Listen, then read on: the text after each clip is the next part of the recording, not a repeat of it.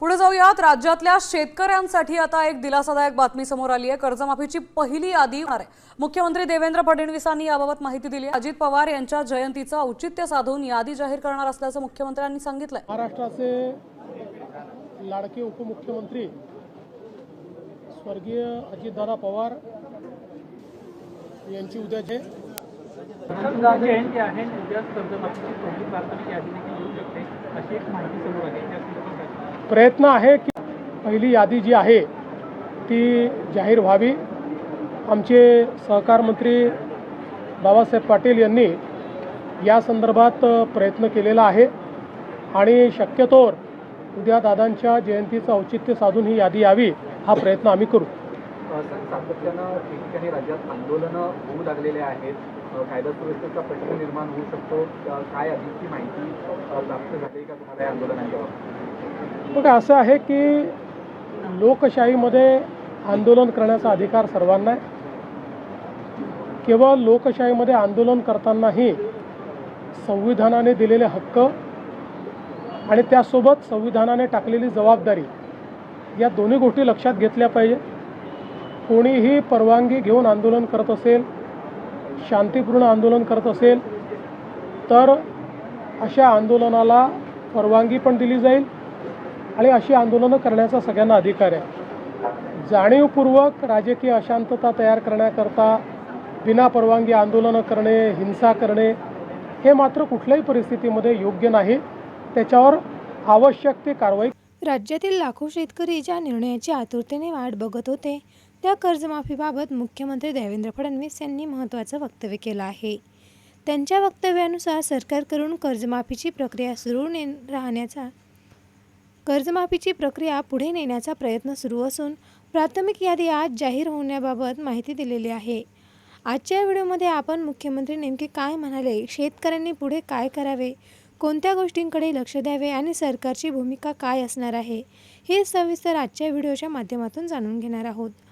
मित्रांनो, मुख्यमंत्री देवेंद्र फडणवीस यांनी माध्यमांशी बोलताना सांगितले की सरकारचा प्रयत्न आहे की कर्जमाफीची पहिली प्राथमिक यादी शक्य तितक्या लवकरात लवकर म्हणजे आज जाहीर होईल।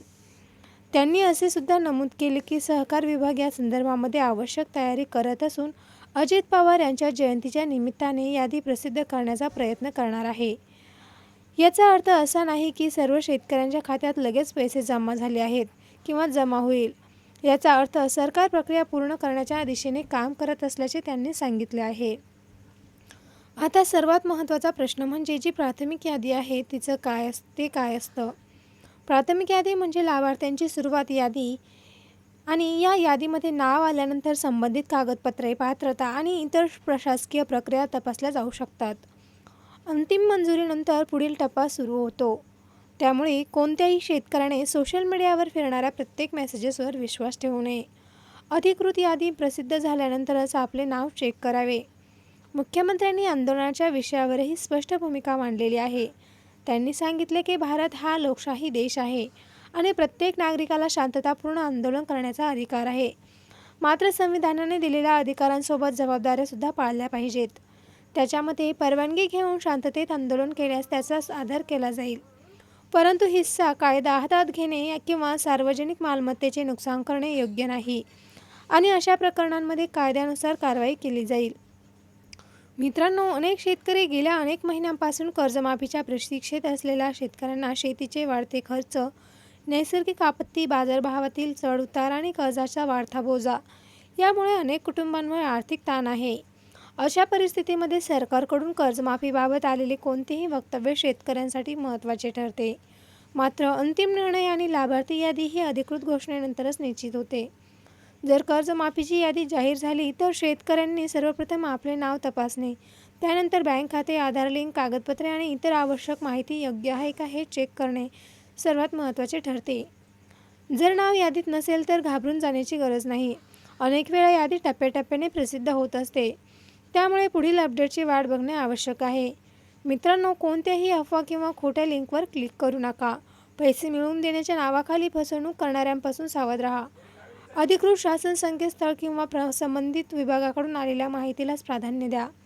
सरकारकडून अधिकृत शासन निर्णय, GR, जिल्हा प्रशासनाची सूचना किंवा संबंधित विभागाची अंतिम यादी प्रसिद्ध झाल्यानंतरच त्यांवर विश्वास ठेवावा.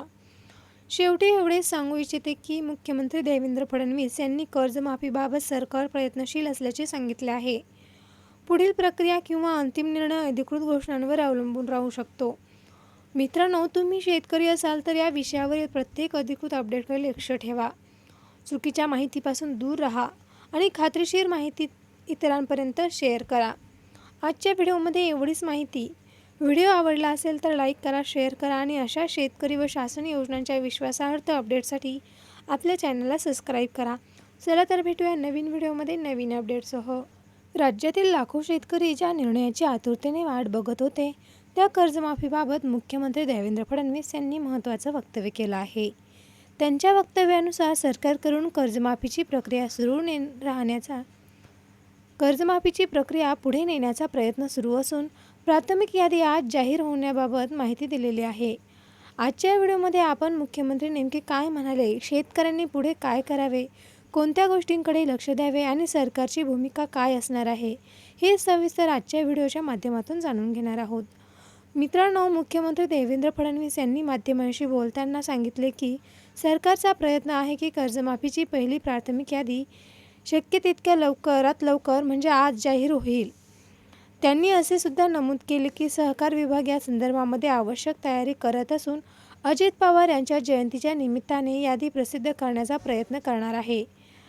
याचा अर्थ असा नाही की सर्व शेतकऱ्यांच्या खात्यात लगेच पैसे जमा झाले आहेत किंवा जमा होईल. याचा अर्थ सरकार प्रक्रिया पूर्ण करण्याच्या दिशेने काम करत असल्याचे त्यांनी सांगितले आहे.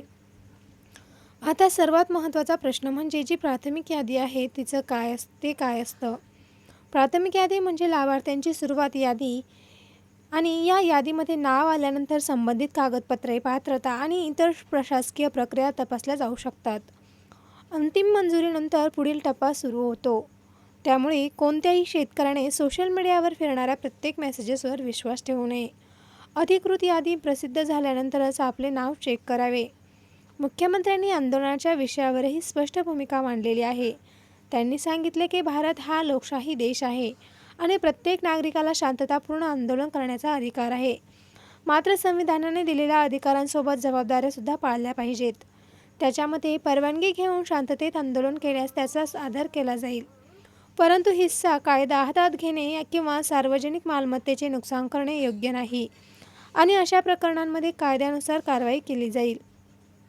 मित्रांनो, अनेक शेतकरी गेल्या अनेक महिन्यांपासून कर्जमाफीच्या प्रतीक्षेत असलेल्या शेतकऱ्यांना शेतीचे वाढते खर्च, नैसर्गिक आपत्ती, बाजारभावातील चढउतार आणि कर्जाचा वाढता बोजा यामुळे अनेक कुटुंबांवर आर्थिक ताण आहे.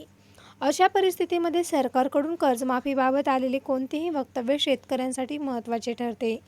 मात्र अंतिम निर्णय आणि लाभार्थी यादी ही अधिकृत घोषणेनंतरच निश्चित होते. जर कर्जमाफीची यादी जाहीर झाली तर शेतकऱ्यांनी सर्वप्रथम आपले नाव तपासणे, त्यानंतर बँक खाते, आधार लिंक, कागदपत्रे आणि इतर आवश्यक माहिती योग्य आहे का हे चेक करणे सर्वात महत्त्वाचे ठरते. जर नाव यादीत नसेल तर घाबरून जाण्याची गरज नाही. अनेक वेळा यादी टप्प्याटप्प्याने प्रसिद्ध होत असते. त्यामुळे पुढील अपडेटची वाट बघणे आवश्यक आहे. मित्रांनो, कोणत्याही अफवा किंवा खोट्या लिंकवर क्लिक करू नका. पैसे मिळवून देण्याच्या नावाखाली फसवणूक करणाऱ्यांपासून सावध राहा. अधिकृत शासन संकेतस्थळ किंवा संबंधित विभागाकडून आलेल्या माहितीलाच प्राधान्य द्या. सरकारकडून अधिकृत शासन निर्णय, GR, जिल्हा प्रशासनाची सूचना किंवा संबंधित विभागाची अंतिम यादी प्रसिद्ध झाल्यानंतरच त्यांवर विश्वास ठेवावा. शेवटी एवढेच सांगू इच्छिते की मुख्यमंत्री देवेंद्र फडणवीस यांनी कर्जमाफीबाबत सरकार प्रयत्नशील असल्याचे सांगितले आहे. पुढील प्रक्रिया किंवा अंतिम निर्णय अधिकृत घोषणांवर अवलंबून राहू शकतो. मित्रांनो, तुम्ही शेतकरी असाल तर या विषयावरील प्रत्येक अधिकृत अपडेटकडे लक्ष ठेवा. चुकीच्या माहितीपासून दूर राहा आणि खात्रीशीर माहिती इतरांपर्यंत शेअर करा. आजच्या व्हिडिओमध्ये एवढीच माहिती.